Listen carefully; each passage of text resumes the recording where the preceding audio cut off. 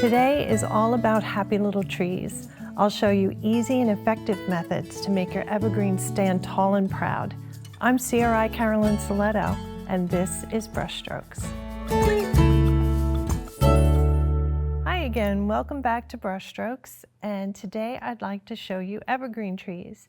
Bob Ross, in his paintings, he did basically two types of evergreens, one where the branches go up and one where the branches go down. So I'm going to show you both types, and I'm going to show you with a fan brush. And this way you can get an idea of what to do with these trees. So I'm going to start out with my number 6 fan brush.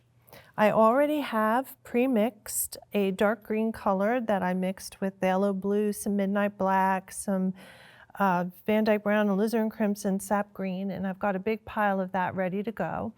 I have an 18 by 24 pre-stretched canvas that's already got its liquid white on, and as you can see, we already have a background. So now I want to add my evergreens. So I'm going to start by holding the brush on about a, 45-degree angle. I had a student one time when I said that, he ran up and I didn't know he was an engineer, and he had one of those little measuring devices to see exactly how I was holding the brush. But whatever way you hold the brush, you want to make sure that you're pulling the bristles through that paint so you get a lot of paint on the edge. You want to try not to get it all the way up to that silver ferrule part. So I'll start over here on the right, and I'm just going to tap a shape for a tree. And I'm going to start with up trees. Now when you're doing an up tree, you're holding the handle of the brush up. You're using about, I'd say 1/4 to 1/3 of the brush. I don't know if you could see that. And you're going to do little taps pushing upward. And a tree, the shape of your tree is usually about cone-shaped with an evergreen tree. So you want it smaller at the top and you want to get larger as you go to the bottom. And always on these trees, whether you're doing up trees or down trees, you start with the new growth because these trees grow up from the top. And I'm just doing little touches, and I touch to the left, I touch to the right, and I go back to the middle. You can also skip if I wanted to. I don't have to fill in the whole tree, because not every tree grows up straight and strong. Maybe this one got stepped on by a deer as it was growing up, so some of the bristles aren't showing. The other thing I wanted to mention about these trees is take your time. Too much on the internet today, I'm seeing people trying to show how to do something, and it's faster than Bob did it on TV. And Bob had time constraints because of the series that he was doing. So he could only paint, it started out with 28 minutes, and then at the end of the last series he did, he only had 24 minutes and 30 seconds. So he did it quickly. You don't have to. Take your time, think about it. Think about how you want your tree to look, how big you want it. As you're going back and forth, and I'm pressing with more of the bristles as I come down, and I come all the way down to the land. And of course, as Bob always says, every tree needs a friend. So I'm going to draw in my line, and you can draw the line all the way down. You could start it. It depends on what you want to do. For teaching purposes, I find it's easier if I draw the full line down, so this way the students know where to go. And if you're a beginner, I think that will help you. So I'm going to come up here, and again, I'm going to touch. I'm holding the handle up. I'm pushing upward with the bristles of the brush, and I'm going back and forth. And something that I don't think anybody's ever told you, and Bob used to talk about it to me all the time, is that each side of the brush makes a different tree, believe it or not. So if it's not working well for you on one side, feel free to flip to the other, and maybe the other side makes the better branches of the tree. Isn't that a funny thing? And if not, just keep using one side. Once it starts working for you, just keep using one side of the brush. So for example, for here, I'll stop, I'll reload, and I'm just going to tap again. all the way down to my grasses. Now, just to make sure that you've got this, I'm going to do one more up tree. Maybe he's a little smaller. Reloading my brush. Again, you want your handle up, you're touching up, and you're going back and forth.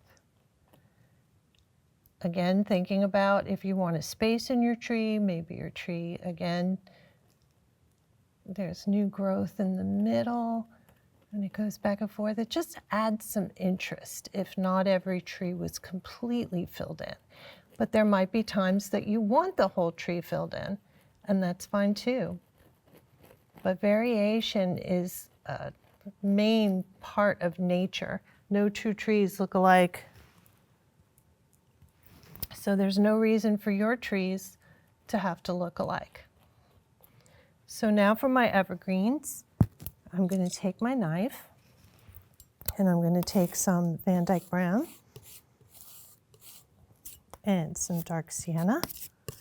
Mix it a little bit, and I want it a little bit lighter because I want to put some trunks, and I'm going to leave that nice and marbled. That's the other thing that we see a lot of, is people over mixing their paint. Bob left so much of his paint marbled, so different things would happen on the canvas.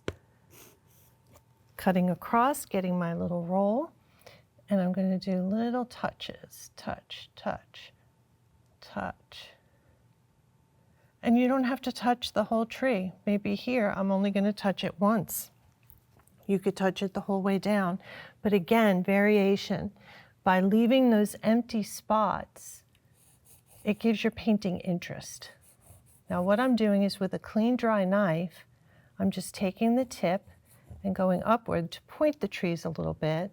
So this way, you could see the very, very tops before I go back and start putting my highlights on. All right, so for a highlight for these little trees, I'll take a little bit of yellow, a little bit of yellow ochre. I have a dirty fan brush, loading it again, not straight up and down, trying to keep that paint down towards the end of the bristles, and you can push up just a little bit to open up your bristles. And I want to stress again, you've got your handle up, you're pushing up, but don't highlight every branch of the tree. Highlight sporadically, leave those dark places. Boy, does that give your painting a lot of interest. Because if you look at a tree in the sun, there's always going to be parts that the sun captures more than others. There's going to be parts that are in the dark. So make your choices, go over your trunk, set it back into the painting, and take your time and fill it in. So there's our first little tree. I'll use a little bit of a different color, maybe some yellow ochre this time. Again, pushing upward to get those little new growths. And I can't stress it enough. I know I keep saying it over and over. But if you've watched some of the previous videos that I've done for brush strokes, I did know Bob. He was a friend of mine. He always would talk about evergreen trees. He loved doing that. And I watched him do evergreen trees for an appearance he was doing on QVC, and he talked about it a lot. Just taking their time and, you know, saying how he wished he had more time in his series so people could really see how to do things. So now I've got a bunch of up evergreens. So now we'll do some down evergreens. So for the down evergreens, I'm going to take my dark again, and they'll be on this side of the, and I'm going to make these guys a little bigger, just to give my painting a little difference. Now for these, I'm holding the handle down. Again, I'm using the corner of the brush and I'm touching for that new growth at the top, getting wider, wider, wider, using a little bit more of the brush as I'm making my way down. I grab a little bit more paint. And here we go. And if as you're going down, you see there's spots Like right there, I think it needed to be filled in a little bit more. But with these trees, it's the same thing. If you want to leave some open areas, feel free to. Again, it gives some interest to your painting. Makes people look at it and say, wow. Because you never ever want to try to sell a painting to somebody and say, you know what, I made a mistake. Because they don't forget. And that happened to me. I was coming out of second level and I was practicing demoing, and a woman came over and wanted to buy my painting and she loved it. And I said, oh, that's wonderful. And I was getting it ready and I said, yeah, it's just a shame I made that one mistake over there. And she didn't buy the painting. So you never want to say that. It's only happy accidents. And if someone loves your painting, let them love it. On this one, I'm going to skip a little bit. I'm not going to fill it all in.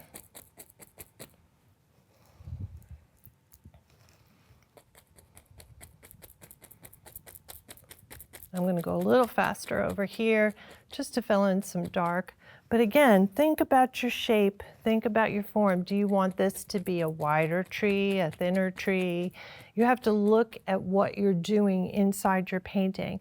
Like in here, I have a lot of open areas, so I could actually put in a couple of little trees if I wanted to, just to try to fill it in, or I could put some bushes in there. But see, the sky's the limit. Just have fun with it. I'm going to take my knife and going to grab some of that dark sienna mixture, and I'm going to pull my the trunks of my trees, slide up to get that little point. Another evergreen thing that Bob did is with a clean, dry knife, you can give the illusion of other trees living in the background just by pulling through some of that paint, and it makes it look like there's something else happening in the background. So just a little hint. Then I'm going to go back to my fan brush that has my yellows, and I'll change it up a little bit. Maybe I'll put some red in this one, who knows. Red makes me happy, so I'll put a little bit of red in mine. And I'm just going to touch my little guy down here. He's just growing up. Hasn't grown up fully.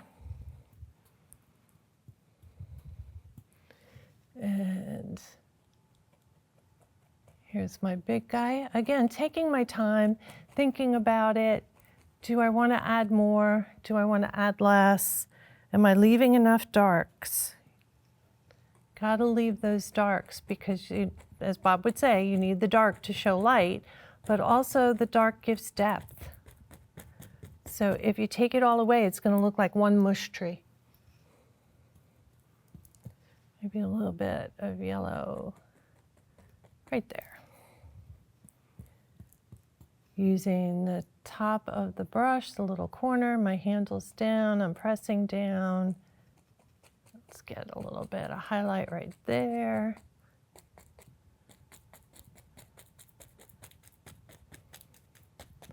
And there's my little evergreens. I think I'm going to take my 2-inch, just kind of set these guys back into the painting a little bit. Same for here. Of course, there's much more that we could do in this painting, but we wanted to give you an evergreen lesson, so I'm going to end there. And thank you very much for watching. I hope you learned something today. There you have it. You'll be making Bob's iconic happy little trees in no time. Happy painting.